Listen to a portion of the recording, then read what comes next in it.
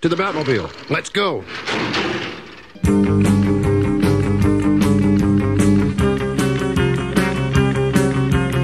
I'm a 19-year-old male who grew up in the 90s, so saying that I like Batman is something akin to saying that I like oxygen. More than any other superhero, the characters and atmosphere of the Batman universe seem to really jump out at me as something special. That being said, I'm relatively picky when it comes to what I want out of a Batman movie. The first two Tim Burton movies, Batman and Batman Returns, got the city completely right, but the plot and characters left something to be desired. Batman Forever was just plain old awful, and while I love Batman and Robin, I freely admit that it's for the entirely wrong reasons. Even the most recent two, Batman Begins and The Dark Knight, I felt could have done a bit more to flesh out the universe. So at this point you're probably wondering what it is I do like and what in the hell Mask of the Phantasm is. Well, in my opinion, Mask of the Phantasm is the only movie that got the city, the characters, and the mood completely right, and has one of the most mature and insightful takes on the character ever put on screen. So why does no one care except me? Because it's an animated film.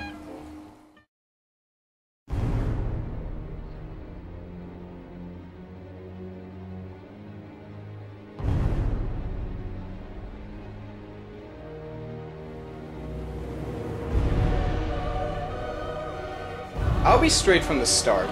Mask of the Phantasm, in my eyes, is the best Batman, and possibly even the best superhero movie ever made.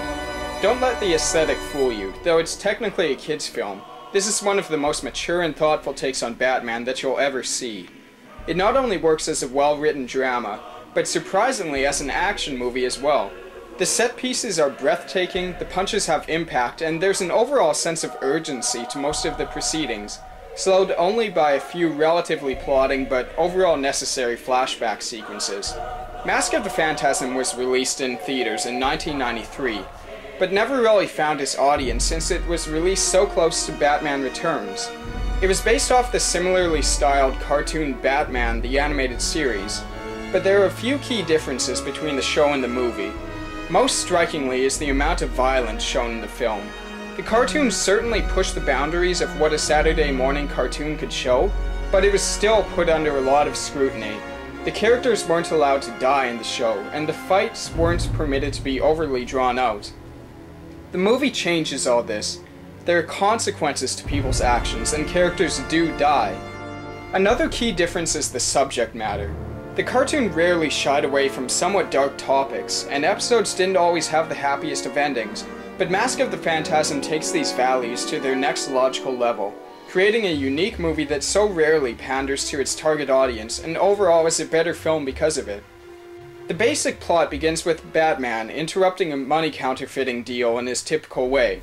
As one of the counterfeiters attempts to escape through the parking lot, he is confronted by the silhouette of a figure calling himself the Phantasm. The Phantasm ends up forcing the counterfeiter to drive through one of the windows in the building to his death, after which Batman is assumed to have murdered him. This sets off a series of events where the Phantasm begins systematically killing off interconnected mob members, while Batman tries to evade capture by the police and bring the Phantasm to justice.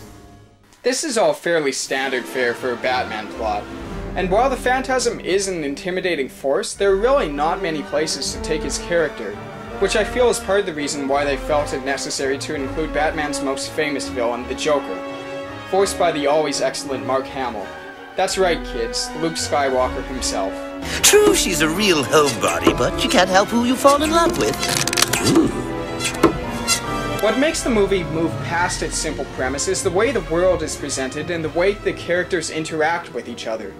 This is most well represented by the romance subplot between Bruce Wayne and Andrea, which manages to come off as convincing rather than cheesy the way most cartoon romances tend to go.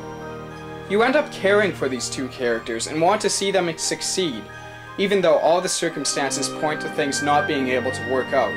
A particularly effective scene is where Bruce Wayne is visiting his parents' grave, telling them that he's beginning to have doubts whether he can still fight crime in their name if he has someone who's waiting for him to come home every night.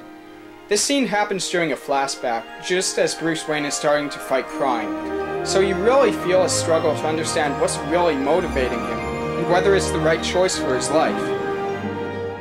Between these flashback scenes and the events going on in the present, the plot constantly manages to keep your attention as to what will be revealed next, all the way up until the inevitable unmasking of the Phantasm. One of the most appealing parts of the movie is undoubtedly its visual aesthetic. The gorgeous animation is complemented by a sort of pseudo-1940s look that I always felt was very fitting for the style Batman was going for. The gangsters wear fedoras and shoot Tommy guns, the detectives wear trench coats, and the cars are as big as buses. It all comes together to create a unique style that's not often present in many animated movies. All of this is complemented by Shirley Walker's amazing musical score that's particularly effective in both the film's opening and closing moments through the use of an orchestral choir. Mask of the Phantasm's greatest strength is that it's the perfect family movie. When a person hears family movie, certain expectations come with the phrase, but Mask of the Phantasm manages to skirt that delicate line between not being too violent or intense for kids, and still having an engaging plot so that adults can unreservedly enjoy it, punctuated by the brilliantly bittersweet ending. If you're at all interested in Batman, this is certainly worth your time. What do you say, hon? Feeling the old electricity tonight?